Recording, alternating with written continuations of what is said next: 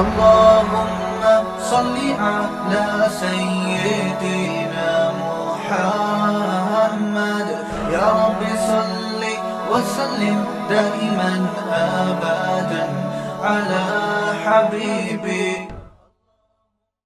کہ انطعم من لو یشاء اللہ اطعما، کہ اللہ کو اگر اپنے ان غریبوں پہ اتنا ترس آ رہا ہے، سورہ یاسین میں ہے نا، تو اللہ خود ہی کیوں نہیں کھلا دیتا؟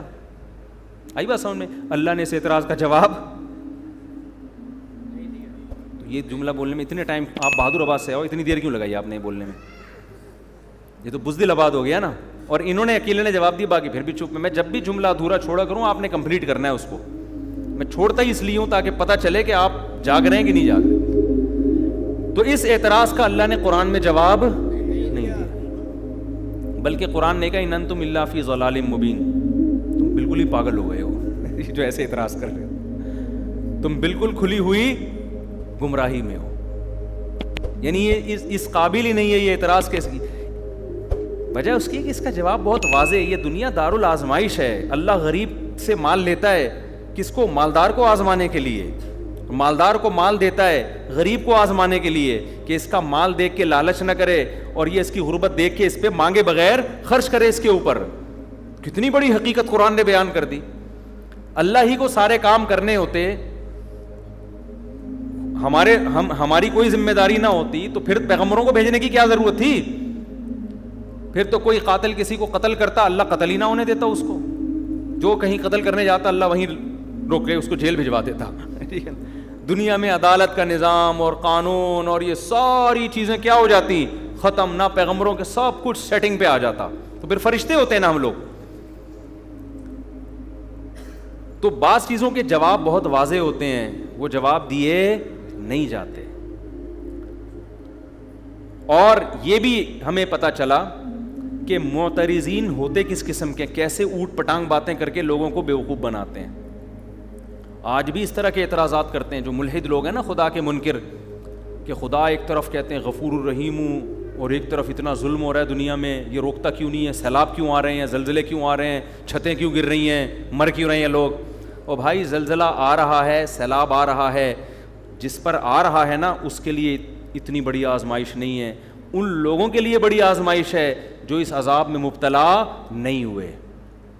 ہم جب سندھ سے گزر رہے تھے نا، بہت قسم پرسی میں غریبوں کو دیکھا تو ایک آدمی نے کہا یار ان کے تو بدعمالیاں بھی اتنی نہیں ہیں، عذاب ان پہ آتا ہے.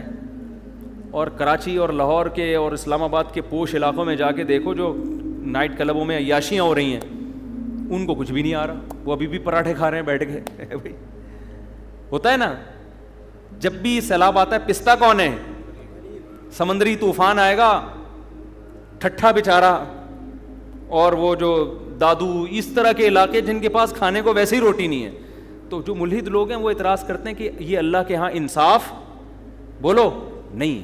یعنی ان کو وہ کہتے ہیں کہ عذاب جب آئے نا تو سمندر کا پانی ٹھٹھا سے لیفٹ ٹرن مار کے ڈیفنس کی طرف پہلے رخ کرے وہ، اور وہ جائے اسلام آباد کے نا، زلزلہ جب آئے یا کوئی سیلاب آئے تو دریا سندھ کا دریا الٹا چلتے ہوئے وہ اسلام آباد کے وہ جو کیا ہے یار اسلام آباد میں بڑے بڑے جو ہوٹل ہیں نا وہاں تک پہنچے. تو بھائی دنیا کے اصول اللہ نے کچھ اور رکھے ہیں، آخرت کے اصول. ایک دفعہ بارشیں آئیں نا تو وہ کھارا در پورا ڈوب گیا. اچھا ان دنوں میں ایک مولانا صاحب بیان کر رہے تھے کہ یہ بارشیں جو اتنی آتی ہیں ہمارے بدعمالیوں کا نتیجہ ہے، بہت سے لوگ یہ بار بار یہ بات دہراتے ہیں. یہ بات بھی ٹھیک ہے کہ ہماری بدعمالیوں کا نتیجہ ہے، اس میں دو رائے نہیں ہو سکتی، اس کا میں منکر نہیں ہوں. لیکن اس بات کو اتنا زیادہ بار بار بیان کرنا جس سے انسان سمجھے کہ پتہ نہیں سندھ والوں نے کیا کیا ہے جو برباد ہو گئے. ایک حد تک تو یہ ٹھیک ہے تاکہ لوگوں کو موٹیویشن ملے. اس زمانے میں نے ایک بیان کیا تھا کہ زلزلے کیوں آتے ہیں، آڈیو بیان تھا میرا وہ، اس وقت میں ویڈیو نہیں بناتا تھا. اس میں یہ سمجھانے کی کوشش کی تھی کہ بھائی ضروری نہیں کہ زلزلے میں جو قوم زیادہ تباہ ہوئی ہے وہ بری ہو اور جو بچ گئے وہ اچھے ہوں. عین ممکن ہے جو بچے ہوں وہ کمبخت ہوں اور جو مرے ہوں وہ تہجد پڑھتے ہوئے دنیا سے گئے ہوں. کیونکہ اللہ تعالیٰ نے دنیا کو دار الاسباب بنایا ہے. یہاں جب بھی کوئی عذاب آتا ہے نا، جب بھی کوئی عذاب آتا ہے تو وہ اسباب کے تحت آتا ہے. اب دیکھو بارش جب آئے گی, طوفانی بارش ہوگی, تو وہ اوپر کی طرف پانی جائے گا یا نیچے کی طرف آئے گا؟ اب اوپر نائٹ کلب ہے, عیاشی چل رہی ہے, شرابیں چل رہی ہیں, نیچے نشیبی علاقے میں تہجد پڑھ رہے ہیں سارے, تو پانی یہ تھوڑی کہ تہجد والوں کو دیکھ کے ٹن مارا اس نے بھائی وہ کہاں کو الٹا چلنا شروع ہو گیا, اس لیے کہ تو فطرت کے قانون کے خلاف ہے نا. اللہ تعالیٰ فطرت کو چینج تھوڑی کرتے ہیں. تو اس بحث میں پڑے بغیر کہ کون تباہ ہو رہا ہے کون بچ رہا ہے, ہمیں شریعت نے حکم یہ دیا ہے کہ ہم پہلے سے اس کا انتظام کریں کہ کوئی قدرتی آفت آئی تو اس سے کون سا علاقہ زیادہ متاثر ہوگا. ہمیں شریعت نے حکم دیا ہے اسباب اختیار کرنے کا. کھارادر والوں سے میں کہتا ہوں, جب تمہیں پتا ہے کہ جب بھی کراچی میں بارش زیادہ آتی ہے کھارادر نیچے ہے تو ڈوبے گا نا وہ. تم چاہے تبلیغ میں چلے لگاؤ, تم 4 مہینے لگاؤ, پانی تمہارے یہاں ہی پہلے آئے گا. پانی کو اللہ نے یہ سمجھایا ہوا ہے کہ جہاں جگہ ملے نیچے کو کھسک جانا, یہ نہیں دیکھنا کہ وہ نماز پڑھ رہا ہے کہ گٹکا کھا رہا ہے بیٹھ کے. یہ تو ہمیشہ سے ہوتا آ رہا ہے. دیکھو عذابوں کی 2 قسمیں ہیں, خوب سمجھ لیں, یہ ٹاپک چل ہی پڑا ہے تو میں جلدی سے کمپلیٹ کر لوں. ایک عذاب وہ ہوتا ہے جس کے عذاب ہونے میں 2 رائے ہو نہیں سکتی ہیں, اس کو قدرتی آفت قرار دیا نہیں جا سکتا. وہ اللہ پراپر ارادہ کرتا ہے کہ میں اس قوم کو تباہ کرنا چاہتا ہوں اور اس کی کوئی سائنٹیفک لاجک نہ بھی ہو تو میں کیا کر دوں گا, اس کو تباہ کر دوں گا. جیسے قوم عاد پہ عذاب آیا, قوم لوط پہ عذاب آیا, قوم سمود پہ عذاب آیا. وہ جو عذاب آیا نا قوم لوط قوم سمود پر, پیغمبر بتاتے, نوح علیہ السلام کی قوم پہ عذاب آیا, اس وقت بارش کا ان کی محکمہ موسمیات والوں کے ہاں دور دور تک کوئی بھی انتظام, کوئی بھی امکان نہیں تھا. یہی وجہ ہے کہ قرآن کہتا ہے نوح علیہ السلام جب کشتی تیار کر رہے تھے تو قوم مذاق اڑاتی تھی کہ نہ کوئی قریب میں دریا ہے نہ سمندر ہے, اور اس موسم میں ویسے بھی بارش نہیں ہوتی, کبھی بھی بارش نہیں ہوئی ہے, دور دور تک بادل کا کوئی ٹکڑا نظر نہیں آ رہا, اور یہ ایسے ڈرے بیٹھے اتنی بڑی کشتی بنا رہے ہیں جیسے پتہ نہیں کیا ہونے والا ہے. تو نوح علیہ السلام نے کیا کہا, ان تسخروا منا فإنا نسخر منکم, تم مذاق اڑاؤ ان قریب ہم تمہارا مذاق اڑائیں گے. کیا نوح علیہ السلام کا سائنسدانوں سے رابطہ تھا, محکمہ موسمیات والوں سے؟ وہی کے ذریعے اللہ بتا رہا تھا کہ ان کی باتوں میں نہ آئیں, میں اپنی قدرت سے بغیر کسی سبب کے ایسی بارش برساؤں گا کہ اس میں ہلاک کروں گا, اور صرف نافرمان ہلاک ہوں گے, ایک نافرمان بھی نہیں بچے گا, سارے نیک لوگوں کو بچا لوں گا میں. یہ ایسا عذاب ہے جس کی کوئی سائنٹیفک لاجک بولو نہیں ہے. یہ قرآن سے ثابت ہے کہ اس طرح بھی ہوتا ہے. قوم عاد پہ جو عذاب آیا, فلما رأوه عارضا مستقبلا فلما رأوه عارضا کیا ہے وہ آیت بھائی, فلما رأوه عارضا مستقبل اودیتهم قالوا هذا عارض ممطرنا. جب انہوں نے بادل کا ٹکڑا, وہ حضرت ہود علیہ السلام بار بار قوم سے کہہ رہے تھے کہ اب عذاب آ رہا ہے, اب میں جا رہا ہوں بستی چھوڑ کر, اب کیا آ رہا ہے, اللہ کا عذاب. تو یہ وہی کے ذریعے بتایا نا, محکمہ موسمیات والوں کے ذریعے نہیں بتایا. تو وہ قوم ہنسنے لگی, پھر دیکھا واقعی کالے بادل آ رہے ہیں, تو اس قوم نے کہا یہ تو بادل ہیں جو نارمل بادل ہوتے ہیں, پانی برسے گا, یہ عذاب کہاں ہے؟ تو انہوں نے کیا, بل ہوا, وہ کیا ہے, ھذا عارض قال بل ہوا مستعجلتم بہ ریح فیہا عذاب علیم. بارش نہیں ہے, یہ وہ عذاب ہے جس کی تم جلدی مچا رہے تھے, اور اس سے پانی کے بجائے پتھر برسیں گے آسمان سے. تو یہ وہ تھا کہ اس وقت جاپان کے سائنسدان بھی بیٹھے ہوئے ہوتے ہیں نا, محکمہ موسمیات والے, وہ بھی یہ کہتے ہیں یار اس کی کوئی سائنٹیفک لاجک نہیں ہے. بالکل ایسا ہی ہے جیسے عیسیٰ علیہ السلام بغیر باپ کے پیدا ہو گئے, کوئی لاجک ہے اس کی سائنٹیفک؟ یہ اللہ اپنی قدرت دکھاتا ہے, کوئی سبب موجود نہیں ہے مگر اس نے حضرت عیسیٰ کو بغیر باپ کے حضرت مریم کے بطن سے پیدا کیا. پھر ان کی پاک دامنی کا اعلان بھی کروا دیا. لوگ نے انگلیاں اٹھانا شروع کر دیں. بچہ ماں کی گود میں کبھی بھی نہیں بول سکتا, لیکن عیسیٰ ابن مریم ماں کی گود میں بولنے لگے, انی عبد اللہ, میں ولد الزنا نہیں ہوں, اللہ کا بندہ ہوں, اور عام انسان بھی نہیں, اللہ کا پیغمبر ہوں. آتانی الکتاب, اور عام پیغمبر بھی نہیں, مجھے انجیل ملے گی, باقاعدہ پیغمبر یعنی صاحب کتاب پیغمبر ہوں, اور مجھے توحید کا حکم دیا گیا. تبھی بہت سارے جو اس وقت یہودی تھے وہ آپ پر ایمان لے آئے. اور پھر وہ جانتے تھے کہ مریم پاک دامن, یہ خاندان کتنا پاک دامن. تو اللہ پھر نا وہ ساری باتیں illogical ہو رہی ہوتی ہیں, وہ ساری باتیں. تو قوم سمود پہ جو عذاب آیا, قوم عاد پہ جو عذاب آیا, لوط علیہ السلام کی قوم پہ عذاب آیا کہ تھوڑے سے لوگوں کو اللہ نے نکالا اور پوری قوم کو الٹا کر کے تباہ کر دی, اور پتھروں کی بارش بھی برسائی آسمان سے. تو اس طرح کے عذاب اب بھی آ سکتے ہیں, لیکن جب اس طرح کے عذاب آتے ہیں تو اس میں میجورٹی نافرمانوں کی ہلاک ہوتی ہے. جیسے یہاں جو ہلاک ہوئی نا, سارے نافرمان ہلاک ہوئے اور سارے نیک لوگوں کو اللہ نے بچا لیا. کچھ عذاب ایسے ہوتے ہیں جن کے بارے میں ہمارے لیے یہ دعویٰ کرنا کہ یہ واقعی عذاب ہے یا آزمائش ہے, یہ ہمارے لیے ممکن نہیں ہے. سمجھ میں آ رہی ہے بات؟ یہ وہ عذاب ہیں جن کی کوئی نہ کوئی لاجک ہوتی ہے, جو دنیا میں ہمیشہ سے آ رہے ہیں. حضرت عمر رضی اللہ تعالیٰ عنہ کے دور میں قحط پڑا ہے, شدید ترین قحط پڑ گیا. اتنا زبردست قحط پڑا کہ حضرت عمر نے چور کی سزا ہی ختم کر دی. سمجھ میں آ رہی ہے بات؟ کہ بھائی اگر ہم چور کا ہاتھ کاٹیں تو بھوک سے لوگ مر رہے ہیں, چوری نہیں کریں گے تو کیا کریں گے وہ؟ حالانکہ ہاتھ کاٹنے کا حکم کس نے دیا ہے؟ قرآن نے. کیا حضرت عمر قرآن کی آیت کا انکار کر سکتے ہیں؟ لیکن انہوں نے کہا نہیں بھائی, اب یہ سزا جاری نہیں ہو سکتی, بھوک سے مر رہے ہیں. اس دور میں اگر کوئی یہ کہے کہ یار یہ جو قحط پڑا یہ لوگوں کے گناہوں کا عذاب, او بھائی تاریخ میں اس جیسی عادلانہ حکومت اور اس جیسے پرہیزگار لوگ دنیا میں وجود میں اب تک نہ اس سے پہلے نہ اس کے بعد کبھی وجود میں آئے ہیں. لیکن پھر بھی قحط پڑا ہے کہ نہیں پڑا؟ اس دور میں کوئی کہہ دیتا یہ خدا کا عذاب ہے نافرمانی پر, تو یہ عذاب نہیں ہے, یہ کیا ہے؟ یہ آزمائش ہے. اب سوال پیدا ہو تو اللہ کو کیا ضرورت تھی لوگوں کو آزمائش میں ڈالنے کی؟ تو بھائی اللہ کی باتیں کس سے پوچھی جائیں گی؟ اللہ سے پوچھی جائیں گی نا. اللہ جو کام کرتا ہے لا یسأل عما یفعل, قرآن میں اللہ نے بتا دیا میں جو کروں گا مجھ سے نہیں پوچھا جائے گا میں کیوں کر رہا ہوں, تم جو بھی کرو گے تم سے پوچھا جائے گا. اب اللہ نے سیلاب بھیج دیا نا, یہ اللہ نے بھیجا ہے, اللہ سے نہیں پوچھا جائے گا اللہ کیوں بھیجا. ہم سے پوچھا جائے گا جب آ گیا اتنے لوگ مر گئے تم نے مدد کیوں نہیں کی ان کی, یہ ہم سے پوچھا جائے گا کہ تم نے اپنی. اگر کوئی کہے کہ اللہ نے کوئی سندھ کی عوام پہ اتنا ترس آ رہا تھا تو اتنا بڑا عذاب بھیجا کیوں اللہ نے, تو اس کا مطلب آپ سوال کس سے کر رہے ہو؟ اللہ سے کر رہے ہو.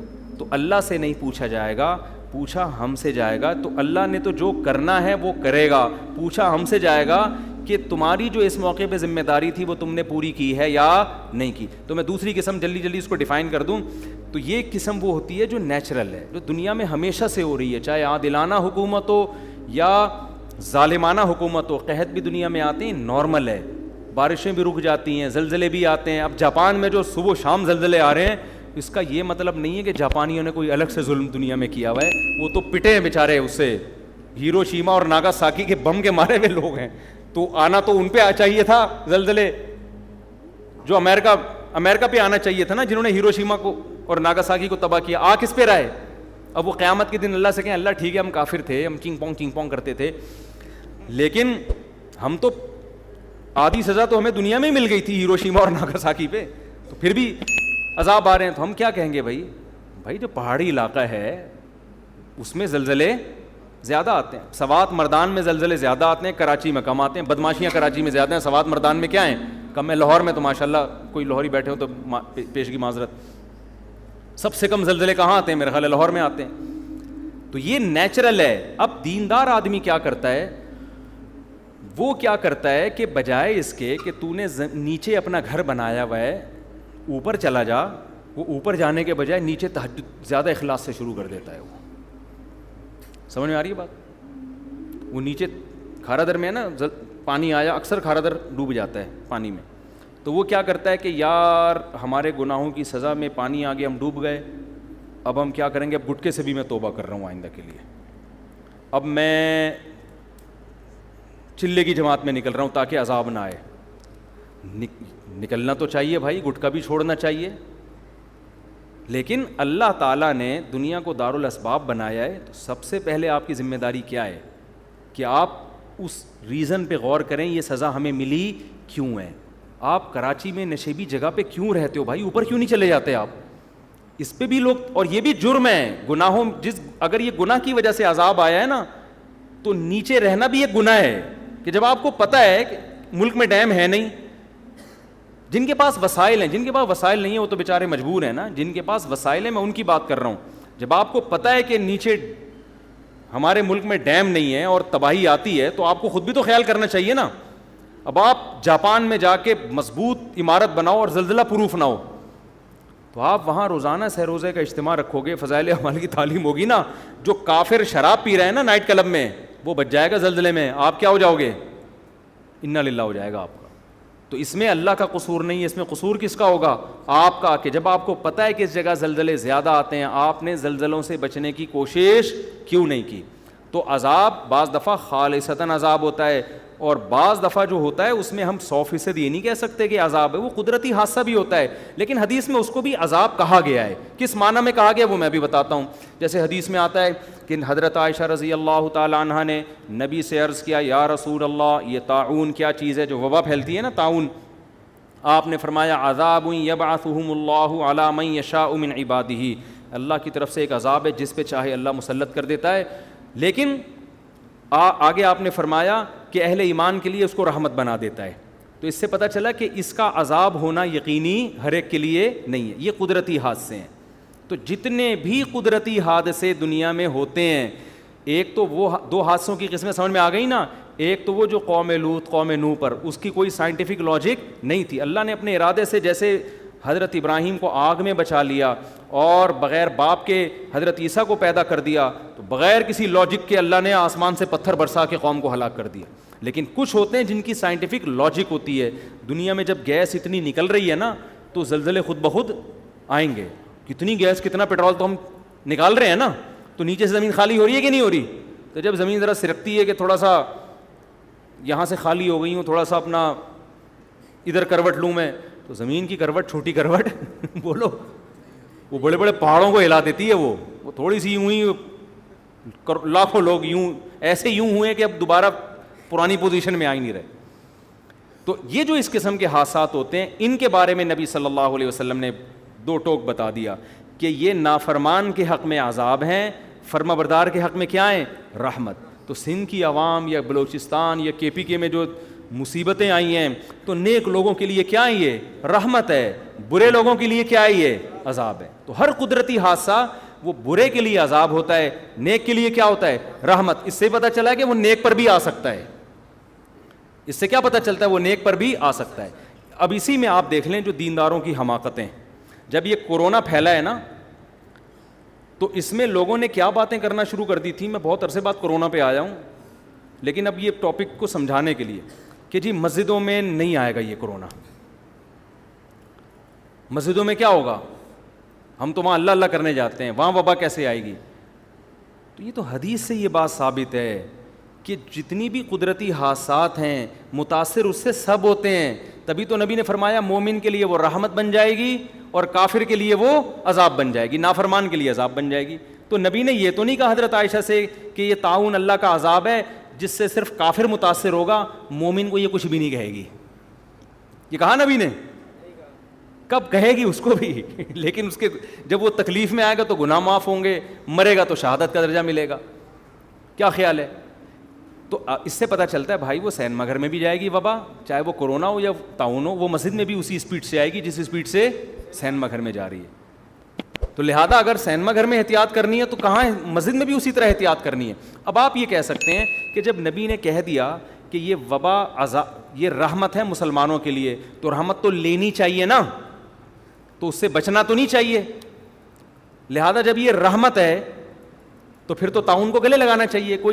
کوئی کووڈ کا مریض ہے, وہ ایک بندہ تھا نا کورونا کے دنوں میں سگریٹ پی رہا تھا نا, کش لے رہا ہے, دھوئیں نکال رہا ہے بڑے بڑے سانس بھر کے. تو ایک بندہ اس کے پاس گیا, لڑکوں کی عادت ہوتی ہے نا جاتے ہی اس کے ساتھ کھانے میں شریک ہو جاتے ہیں, تو یہ گیا جاتے ہی سگریٹ لے کے کش لگایا اور کہا مجھے لگ رہا تو بڑی ٹینشن میں ہے, میں چاہ رہا ہوں تیری ٹینشن میں تیرے ساتھ شریک ہو جاؤں. سٹا لگا کے بول رہا کیا ہوا, تو ٹینشن کیا ہے, کہہ رہا ٹینشن یہ ہے کہ مجھے کورونا ہوا ہے. بس ہم نے یہ اسی کی سگریٹ کے کیا کر رہا ہے, ٹٹے لگانا شروع کر دیا اس نے. تو آپ یہ کہہ سکتے ہیں کہ جب یہ رحمت ہے تو پھر احتیاط کیوں کریں ہم. تو یاد رکھو یہ ایک اور شریعت کا اصول ہے کہ جتنی بھی آزمائشیں ہیں وہ اللہ کی رحمت اس وقت بنتی ہیں جب ان آزمائشوں سے ہم بچنے کی پوری کوشش کر لیں پھر بھی اللہ مبتلا کر دے. اگر آپ ہی بچنے کی کوشش نہیں کر رہے تو پھر وہ حماقت ہے, پھر اس کو آپ رحمت نہ سمجھو. ارے ہر بیماری اللہ کی رحمت ہے یا نہیں ہے؟ حدیث میں آتا ہے بخار میں گناہ معاف ہوتے ہیں. حدیث میں آتا ہے بخار کی جو گرمی ہے نا, یہ جہنم میں جو مسلم کو عذاب ہونا تھا وہ گرمی کی شکل میں اللہ دنیا میں دے دیتے ہیں مسلمان کو. بخار بڑی حدیث میں بڑی فضیلت ہے کہ بخار کی وجہ سے جہنم کی آگ کیا ہوتی ہے, ٹھنڈی, گناہ معاف ہوتے ہیں.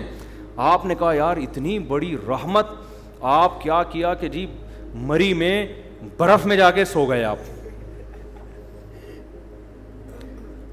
کہ یار میں چاہتا ہوں مجھے صبح کیا ہو جائے, تیز بخار ہو جائے. پھر جب 103 ہوا آپ نے کہا تھوڑی رحمت کا تقاضا اور چاہیے مجھے. سمجھ میں آ رہی ہے بات؟ یہی وجہ ہے کہ جب طاعون صحابہ میں پھیلا, صحابہ میں یہ حدیث پھیل گئی تھی کہ طاعون میں جو مرے گا وہ کیا ہوگا, شہید ہوگا. لیکن صحابہ کرام نے کیا کیا کہ لوگوں کو منتشر کر دیا, پہاڑوں کی طرف بھیج دیا. حضرت عمر رضی اللہ تعالیٰ عنہ نے ان پر بڑی ان کو اپریشیٹ کیا کہ انہوں نے, حافظ ابن حجر رحمۃ اللہ نے اپنے دور کا یہ واقعہ لکھا ہے کہ ایک علاقے میں طاعون پھیلا تھا تو لوگوں نے کیا کیا کہ اجتماعی طور پر دعا کا اہتمام کیا کہ بہت لوگ طاعون تو پہلے بہت اسپیڈ سے پھیلتا تھا, ایسے جنازے. تو لوگوں نے کیا کہ ابن حجر رحمۃ اللہ نے یہ واقعہ لکھا ہے کہ لوگ نا سارے علماء اور بزرگان دین اور ساری عوام جمع ہو گئی جنگل میں, کیا صحرا میں جا کے نا مل کے زور زور سے اللہ سے دعا مانگتے ہیں, گڑگڑا کے تاکہ بیماری ختم ہو جائے. ابن حجر نے لکھا کہ جب وہ اجتماعی سطح پہ گئے, دعا مانگی تو بیماری کم ہونے کے بجائے اور بڑھ گئی. کم ہونے کے بجائے کیا ہو گئی, اور وجہ کیا ہے؟ ابن حجر نے لکھا کہ وجہ یہ تھی کہ یہ بدعت کا ارتکاب کیا انہوں نے, اس لیے کہ ایسے موقع پہ میدان میں جمع ہو کے اجتماعی دعا حدیث سے ثابت نہیں ہے. حدیث سے تو نماز استسقاء میں ثابت ہے کہ اجتماعی طور پہ جمع ہو کے دعا مانگیں, یہ تو آپ نے اپنی طرف سے. لیکن اس کی ایک سائنٹیفک لاجک بھی ہے کہ بھائی اسلام پہلے آپ کو احتیاط کا حکم دیتا ہے, اس کے ساتھ دعا کا حکم دیتا ہے. سمجھ میں آ رہی ہے بات؟ بیماری جب یہ سب کو پتا ہے کہ طاعون کی بیماری ایک دوسرے سے لگتی ہے, اس زمانے میں بھی سب کو پتا تھا, تبھی تو لوگ ایسے علاقوں میں جاتے نہیں تھے جہاں طاعون پھیلا ہوا ہو. تو جب یہ ایک دوسرے سے لگتی ہے تو آپ جب جنگل میں صحرا میں سارے اکٹھے ہو جاؤ گے تو طاعون کے جراثیم یہ نہیں دیکھیں گے کہ کس کام کے, آپ فلم دیکھنے کے لیے اکٹھے ہو یا تہجد کے لیے اکٹھے ہو, جرثوم وائرس پہ کوئی فرق نہیں پڑتا. تو آپ اسباب اختیار نہیں کر رہے, جبکہ شریعت ہمیں کسی بھی کام میں کامیابی کے لیے سب سے پہلے اسباب اور پھر اللہ سے دعا. جو بعض لوگ کہتے ہیں نا سب سے پہلے دعا پھر اسباب, ان کا بھی ایک صحیح مطلب ہے. ان کا مطلب ہے کہ اسباب سے بچنے کا اہتمام تو کرنا ہے, فوراً دعا بھی شروع کر دینی ہے, لیکن اسباب کو بھی بھرپور طریقے سے اختیار کرنا ہے. سمجھ میں آ رہی ہے بات کہ نہیں آ رہی؟ تو ابن حجر رحمۃ اللہ علیہ نے لکھا ہے کہ اتنا کراؤڈ ہوا اور سب نے بہت گڑ گڑا کے دعائیں مانگی, مگر جو موت کا تناسب تھا وہ پہلے سے بہت تیزی سے بڑھ گیا. تو وجہ اس کی یہی ہے کہ بھائی آپ, اور یہ حماقت آج بھی لوگ کر رہے ہوتے ہیں, آج بھی لوگ کر رہے ہوتے ہیں. بیمار آدمی کے بھائی احتیاط پر کو فوکس کرو, اس کی صحت کا خیال کرو, وہ کر نہیں رہے ہوتے اور اس کے ساتھ صرف دعا پر اکتے ہو. دعا تو بہت ہی ضروری ہے. ایک آخری بات کر کے بس بیان ختم کرتا ہوں کہ دیکھو یہ تو میں نے دو قسم کے حادثات کی پوری ڈیٹیل بتا دی نا, کہ ایک تو وہ واقعی جو خالصتاً قدرتی ہوتے ہیں, اور ایک وہ جس کی لاجک زمین میں ہمیشہ سے نیک لوگوں پر بھی آفتیں آتی ہیں, بروں پر بھی آتی ہیں, بیماریاں بھی اور زلزلے بھی اور طوفان بھی. تو ہمیں بجائے اس بحث میں کہ یہ عذاب ہے کسی کے گناہ کی وجہ سے یا یہ کیا ہے, ہمیں وہ یہ تو اللہ کا کام تھا نا جو اللہ نے کیا, ہمیں اللہ کہتا ہے تم وہ کرو جو تمہاری ذمہ داری. ہماری ذمہ داری کیا ہے؟ ایسے موقع پہ وہ کرنا ہے جو صحابہ کیا کرتے تھے, غریب کے ساتھ تعاون. اور مشرک کیا کیا کرتے تھے کہ جب اللہ کو اس پہ اتنا ترس آ رہا ہے تو اللہ نے اس کو غریب بنایا کیوں. تو وہ آج بھی کہہ سکتا ہے مشرک کہ اگر اللہ ہم سے کہہ رہا ہے کہ سیلاب زدگان کی مدد کرو تو اللہ کو اتنا ان پہ ترس آ رہا ہے تو سیلاب بھیجا کیوں, ٹھیک ہے نا, اللہ نے زلزلہ ڈالا کیوں. تو اللہ کہے گا جو میرا کام ہے بھائی وہ میں کروں گا, جو تمہارا کام ہے کس نے کرنا ہے, تم نے. اور یہ بھی ذہن میں رکھو کہ عذاب یہ جو قدرتی آتے ہیں نا, یہ بھی بعض دفعہ خالصتاً عذاب بھی ہوتے ہیں. اس کی وجہ یہ ہوتی ہے کہ آپ نے اس سے بچنے کا اہتمام نہیں کیا ہوتا. ہمارے ملک میں ہمارے حکمرانوں نے ڈیم بنانے کا اہتمام نہیں کیا. جب بھی ڈیم بنانے کی کوشش کی گئی ہے عوام نے رکاوٹ ڈالی ہے, بیوقوف عوام نے, جو آپ کے علاوہ کی بات کر رہا ہوں میں. نوشہرہ کے بارے میں بات کی گئی تھی جی کالا باغ ڈیم بن گیا تو نوشہرہ ہلاک ہو جائے گا, ڈوب جائے گا, حالانکہ وہ ڈیم نہیں بنا تو نوشہرہ کیا ہو گیا ہے, ڈوب گیا ہے. لیکن ہمارے پبلک میں سینس بولو نہیں ہے. تو یہ اب یہ اللہ کا, یہ تو قدرتی آفت بھی نہیں ہوئی نا, یہ تو ہماری اپنی یہ تو ایسے جیسے مری کے برف خانے میں جا کے لیٹ گیا, ٹھیک ہے نا, اور کہ نیچرل ہے بیمار ہونا, بخار ہونا. بھائی نیچرل جب ہوتا ہے جب آپ کے گھر میں وائرس داخل ہوتا, آپ تو خود برف میں نہا رہے ہو اور ٹھنڈے پانی سے نہا رہے ہو برف میں جا کے آپ. تو یہ تو حماقت ہے. تو دنیا میں ہر جگہ, امریکہ میں اس سے زیادہ بارشیں ہوتی ہیں, وہاں کیوں نہیں ہوتا؟ تو ہم نے تو کوئی انتظام. اور ایک فلسفی کا بیان آیا تھا کچھ دن پہلے کہ ہمارے ملک میں ڈیم ہے نہیں اور یہ مولوی لوگ بچے پیدا کرنے کی ترغیبیں دے رہے ہیں. کچھ دن پہلے ان کا بیان آیا, ڈیم ہے نہیں, پانی ہے نہیں اور بچے پیدا کرنے کی. میں نے کہا اس پاگل کو دیکھو, ابھی بھی کہہ رہے ہیں ہمارے ملک میں پانی نہیں ہے. کوئی ایک بچہ بتاؤ جو پانی کی کمی سے ہلاک ہوا ہو. فضول قسم کے, پاگل قسم کے لوگ اللہ نے ہم پہ مسلط. یہ ہمارے وہ ہیں جو بڑے بڑے اسکالرز ہیں, فلسفی ہیں. اور خدا کے بندے, تو اس کو ایک ہی تو نعمت ملی ہوئی ہے, نسل بھی روک دیں گے تو بچے گا کیا ہمارے پاس؟ اتنا پانی زمین کی رگوں میں سیلاب میں داخل ہوا ہے نا کہ نکالتے نکالتے تھک جاؤ, یہ ختم ہونے والا نہیں ہے. وہ جو چیف جسٹس کا بیان آیا تھا نا پرانا کہ اتنے لیٹر پانی روزانہ ہم زمین سے نکال رہے ہیں اور بچوں کی اسپیڈ بہت تیزی سے ہے اور اتنا پانی ختم ہو رہا ہے. میں نے اس پر بیان دیا تھا یہ پانی نکلنے کی اسپیڈ تو بتا رہے ہیں, زمین میں پانی جا کتنا رہا ہے اس پہ انہوں نے کوئی رپورٹ پیش کی نہیں ہے. بے وقوفوں والے کام کر رہے ہو یار تم. ہمارے حکمرانوں کی اللہ معاف فرمائے ابھی حالت پتہ ہے کیا ہے کہ یورپ اور امریکہ کی وفاداری میں ان سے بھی 2 ہاتھ آگے نکل گئے. وہ بھی کہہ رہے ہیں یار اتنے ماڈرن تو ہم نہیں ہوئے جتنے تم ہو گئے ہو, ایسی باتیں تو ہم نہیں کرتے جیسی تم کر رہے ہو, یہ دلائل تو ہم نہیں دیتے جو دلائل تم دے رہے ہو. میرے بیان پہ کسی نے کمنٹس کیے ہوئے تھے کہ مولوی بچے پیدا کرنے کی ترغیب دے رہا ہے اور اس وقت دنیا میں سب سے بڑا مسئلہ ہی آبادی کا بڑھنا ہے. بھائی یہ باتیں انگریز نہیں کر رہا, انگریز سے پوچھو گے, وہ یونائٹڈ نیشن کی رپورٹ ہے کہ اس وقت دنیا میں آبادی کا ریشو خطرناک حد تک گر گیا ہے. سالوں کے پاس نہ کمبختوں کے پاس کوئی رپورٹ ہے نہ گورے کا پتہ کہ وہ کہہ کیا رہا ہے, اور بیٹھ کے پھر بس مولوی کا بیان آ گیا نا تو سمجھتے ہیں دقیانوسی پر مبنی ہوگا. یونائٹڈ نیشن کی رپورٹ ہے یہ BBC میں شائع, میں نے خود پڑھی ہے کہ بچوں کی جو گروتھ ریشو ہے نا وہ خطرناک حد تک گر گیا ہے. دیکھو آپ یہ نہیں دیکھا جاتا دنیا میں آبادی کتنی ہے, یہ دیکھا جاتا ہے گروتھ ریشو کتنا ہے. وجہ اس کی یہ کہ دنیا میں ایک اسٹیبل لائف کے لیے بوڑھوں کا اتنا ریشو, اس کے مقابلے میں جوانوں کا اس سے ڈبل کم از کم ریشو ہونا چاہیے کم سے کم, تاکہ وہ بوڑھے قوم پہ بوجھ نہ بنے. اب ریشو جو دنیا جس طرف جا رہی ہے نا, بوڑھوں کا بڑھتا جا رہا ہے, جوانوں کا یا تو کم ہو رہا ہے یا اتنا ہی ہے. اوور آل دنیا کو دیکھا جائے تو یہ تباہی کی طرف جا رہی ہے. تبھی تو امریکہ, کینیڈا اور اتنے بڑے بڑے ملکوں میں بچوں کے پیدا کرنے پر کوئی پابندی نہیں ہے, وہ تو پیسے دے رہے ہیں یار. آسٹریلیا میں بچہ پیدا کرنے پر پیسے ملتے تھے تو پاکستانیوں نے اس کے علاوہ سارے کام چھوڑ دیے وہاں جا کے. تو آسٹریلیا نے لا چینج کر لیا کہ یار یہ کمبخت تو آگے کچھ کر ہی نہیں رہے سوائے بچے پیدا کرنے کے. تو میں جب آسٹریلیا گیا میں نے ان کو کہا کہ بھائی آپ نے گورنمنٹ نے الاؤنس دینا بند کر دیے تو اس سے آپ کی اسپیڈ پہ فرق نہیں آنا چاہیے. آپ دوسرا کام بھی کریں لیکن اسپیڈ آپ وہی رکھیں جو آپ کی ماضی میں تھی, ٹھیک ہے نا. اسپیڈ کی, اتنا بڑا کنٹری آسٹریلیا, برساتی مینڈکوں کی طرح بھی بچے پیدا ہوں بھرنے والا نہیں ہے. 5 گھنٹے تو ایک شہر سے دوسرے شہر جانے میں لگتے ہیں. بلوچستان جا کے دیکھ لو یار, اسپیس ہی اسپیس ہے. اور یہ کہہ رہے ہیں ملک میں جگہ جنگل وہ جگہ نہیں ہے, اسپیس کم ہے. گراؤنڈ کراچی سے حیدرآباد چلے جاؤ نا, اتنی اسپیس ہے. آدمی کہتا ہے کتنی بھی اسپیڈ سے, اور پوری دنیا کو دیکھو تو کیا ہوگا حال. بالکل ان کو صرف مولویوں سے نفرت ہے. یہ سمجھتے ہیں مولوی پڑھے لکھے نہیں ہیں, ان کو معلومات نہیں ہے. بھائی جو چیز مشاہدے سے نظر آ رہی ہے اس میں کیا آپ کو کیلکولیشن کرنے کی ضرورت ہے. تو فضول قسم کی باتیں.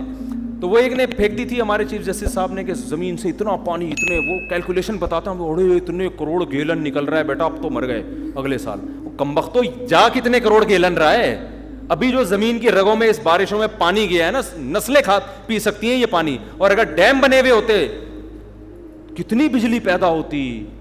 اس میں جو ہے نا آپ جو مچھلیوں کی جو بریڈ کتنی کر سکتے تھے, اس میں 20 کام ہو سکتے ہیں. سارا زور کروڑوں روپے کا سرمایہ بچوں کی سپیڈ روکنے پر لگایا ہوا ہے, جو پیسہ آپ کا وہاں خرچ ہونا چاہیے. حتیٰ کہ روکا جا رہا ہے نسل کو کہ بچے تعلیم یافتہ نہیں ہوں گے, لہذا 2 ہی اچھے. اور آپ کو پتہ ہے ایجوکیشن پہ اتنا خرچ نہیں ہو رہا جتنا فیملی پلاننگ پہ خرچ ہو رہا ہے. یہ بھی آپ کو ہم لطیفے سنا رہا ہوں میں بیٹھ کے, یعنی لطیفے سے مراد خبریں سچی ہیں لیکن یہ ہماری گورنمنٹ کے لطیفے ہیں. یعنی تعلیم کے نام پہ نا کہ بچے کم ہوں گے تو ایجوکیٹڈ ہوں گے, تو اس میں فیملی پلاننگ کے لیے جو بجٹ رکھا ہے نا تاکہ بچے ایجوکیٹڈ ہوں, وہ ایجوکیشن کے لیے اتنا بجٹ نہیں ہے. سمجھ رہے ہو نا, تعلیم کو فروغ دینے پر اتنا پیسہ خرچ نہیں ہو رہا جتنا مانع حمل تدبیریں کے لیے اور جو اس کے لیے جو لیکچرز ہو رہے ہیں اور اس کے لیے جو موٹیویٹ کیا جا رہا ہے عورتوں کو گاؤں گاؤں جا کے, اس پہ زیادہ پیسہ خرچ ہو رہا ہے. تو سارے فضول قسم کی. اللہ کا شکر ہے اللہ نے ہمیں مدرسے میں پڑھا لیا, میں تو اللہ کا بڑا شکر ادا کرتا ہوں تاکہ ہمارا گھر بھی الحمدللہ اس بہانے آباد ہو گیا, ورنہ ہم بھی پڑھے ہوئے ہوتے تو آج ہماری ایک بیوی ہوتی, ایک آدھ بچہ ہوتا, میری زندگی کا سارا مزہ ہی خراب ہو گیا تھا یار. ابھی تو ہم کسی ملک سے آتے ہیں, ایسے بچے انتظار کر رہے ہوتے ہیں, ابا آ رہے ہیں, ہر سائز کا بچہ ہے ماشاءاللہ, بیٹے بھی, اللہ نظر بس سے بچائے. میں تو کہتا ہوں یار اسلام کا یہی ایک احسان ہمارے اوپر اتنا بڑا ہے کہ اسلام نے ہمارے گھر کو آباد کر دیا, اور بڑھاپے میں یہ سارے جوان ہو چکے ہوں گے انشاءاللہ, یہ سارے جوان ہو چکے ہیں بڑھاپے میں, وہ اس کے اپنے مزے ہیں. تو پتہ نہیں 2 بچے لے کے کیا کر رہے ہیں یار لوگ. تم ٹھیک ہے, یہ بھی ان کو بھی پھینکنا نہ کہیں, یہ بھی اچھے ہیں. گھر بھرا ہوا ہو, 1000 گز کے بنگلے, دیواریں کھا رہی ہیں یار, آبادی نہیں ہے گھروں کے اندر. بڑھاپے میں اپنے مزے, داماد ہوں گے ہول سیل کے حساب سے, بہویں ہوں گی, ان کے بچے ہوں گے. دادا پٹھانوں میں جا کے پشاور میں دیکھو, دادا کے مزے ایسے ہیں آپ مائیکل جیکسن کے مزے بھول جاؤ گے. میں تو دیکھتا ہوں نا جا کے پٹھانوں میں, پشاور مردان, وہ ایک دادا بیٹھا ہوگا, وہ میرا پوتا ہے, وہ نواسا ہے, یہ 8 چاچے ہیں, یہ پتہ نہیں اتنی بڑی فیملی ہوتی ہے, دادا بیٹھ کے کھا رہا ہوتا ہے اکیلا, اور عزت بھی مل رہی ہوتی ہے اس کو. تو خیر اب یہ تو ٹاپک میں کئی بار چھیڑ چکا ہوں, کہاں سے کہاں چلے ہم. جو اصل بات کہہ رہے تھے غریبوں کو کھانا کھلا دیا. ہاں آخری بات جو ہے نا وہ یہ رہ گئی تھی کہ ہمارے یعنی سبق کے لیے ہمیں ہر مصیبت کو اپنے لیے عذاب ہی سمجھنا چاہیے. یہ شریعت کی تعلیم ہے, چاہے حقیقت میں وہ عذاب ہو یا نہ ہو, ہمیں یہ سمجھنا چاہیے. میں اس ایک مثال سے سمجھاتا ہوں. جب کراچی کے حالات خراب ہوئے تھے نا, تو علماء بہت کہہ رہے تھے یہ بدعمالیاں جن کی سزا مل رہی ہیں, بالکل ٹھیک بات تھی, یہ بدعمالیوں کی سزا. اور یہ جو سیلاب آیا ہے اس میں جو میں کہہ رہا ہوں نا کہ یہ ضروری نہیں کہ عذاب ہو, تو یہ بھی ضروری نہیں کہ عذاب نہ ہو, عین ممکن ہے کہ یہ کیا ہو, عذاب بھی ہو. ہمیں کیا کرنا ہے؟ تو ہمارے حضرت فرمایا کرتے تھے کہ ہم میں سے ہر آدمی کو سوچنا چاہیے دنیا میں کہیں بھی آفت آئے تو ہمیں یہی سوچنا چاہیے یہ عذاب ہی ہے, اور کسی اور کے گناہوں کی سزا نہیں بلکہ میرے گناہوں کی سزا ہے. یہ اللہ ہم سے چاہتا ہے کہ بے شک وہ کسی اور کے گناہ کی سزا ہے یا سزا نہیں بھی, یہ قدرتی حادثہ ہے, لیکن جس کے دل میں اللہ کا خوف ہوتا ہے وہ یہ سمجھتا ہے کہ یہ عذاب ہی ہے اور یہ میرے گناہوں کی وجہ سے, وہ اپنے گناہوں کا استحضار کرتا ہے. دیکھو نبی سے بڑھ کر دنیا میں کوئی ہو سکتا ہے؟ حدیث میں آتا ہے جب بھی مدینہ میں گہرے بادل آتے تھے آپ صلی اللہ علیہ وسلم خوف زدہ ہو جاتے اور مسجد میں جا کے دعائیں مانگنا شروع کر دیتے. حالانکہ گہرے بادل آنا کیا ہے, نیچرل ہے, اور نبی سے تو کوئی گناہ ہوتا ہی نہیں ہے, لیکن جس کے دل میں تقوی اللہ کا خوف ہوتا ہے نا, وہ تو نبی یہی سمجھتے تھے. پھر نبی جا کے دعا مانگتے, اے اللہ تو نے مجھ سے وعدہ کیا ہے کہ جب تک میں ان کے درمیان موجود ہوں تیرا عذاب نہیں آئے گا. حالانکہ مدینہ میں تو اب بھی بادل آتے ہیں. تو اس سے پتہ چلتا ہے کہ جس کے دل میں خوف ہوتا ہے بھائی, وہ تو ہر مصیبت کو اپنے گناہ کی سزا سمجھتے. تو سمجھنا ہمیں, یہ تو میں نے ایک نالج کے لیے ایک پورا بیان کیا. جب کراچی کے حالات خراب ہوئے تھے, بہت قتل و غارت ہو رہا تھا, حضرت بار بار ہمیں نصیحت کرتے تھے کہ دیکھو یہ گناہوں کا عذاب ہے جو کہ کسی اور کے گناہوں کا عذاب. اپنے بارے میں انسان خوش فہمی مبتلا ہو جاتا ہے, میں تو بڑا نیک ہوں, میں تو تہجد گزار ہوں, میں تو نمازی ہوں, میں تو حاجی ہوں, میں تو یہ ہوں.